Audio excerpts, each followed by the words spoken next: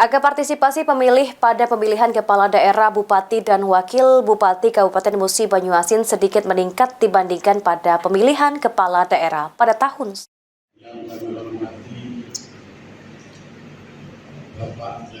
Menurut KPU Muba Sigit Nugroho, angka partisipasi pemilih pada pemilihan kepala daerah, bupati, dan wakil bupati Kabupaten Musi Banyuasin sedikit meningkat dibandingkan pada pemilihan kepala daerah pada tahun sebelumnya. Pada Pilkada 2024, partisipasi warga Muba mengalami peningkatan sekitar 7%. Tahun lalu, tingkat partisipasi warga dalam Pilkada berada di 65% saja. Namun pada Pilkada 2024 kemarin meningkat sebanyak 70,8%.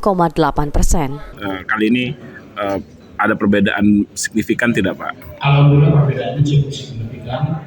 Pada pemilu yang tahun ini meningkat sangat banyak, yaitu 70,8% partisipasi yang sekarang. Nah, sedangkan pada pemilu kada di tahun 2017 angka partisipasinya di bawah 65%. Jadi sekitar 7% selisihnya. Peningkatannya luar biasa. Sesuai dengan target. Peningkatan saya rasa karena masyarakat sudah mulai paham pentingnya pemilu kada. Selain itu sosialisasinya juga kita laksanakan cukup lama, lebih dari 8 bulan kita sudah melakukan sosialisasi. Jadi kami yakin masyarakat juga bisa menentukan pilihannya. Hasil tersebut sudah sesuai dengan target, Pak, dari KPU mungkin, Pak?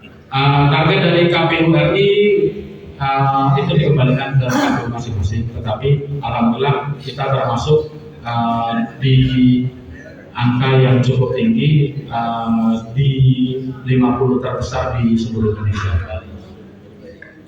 Kalau untuk pemilu legislatif, kita angka partisipasinya sangat tinggi, 83%, dan itu juga lebih dari target nasional.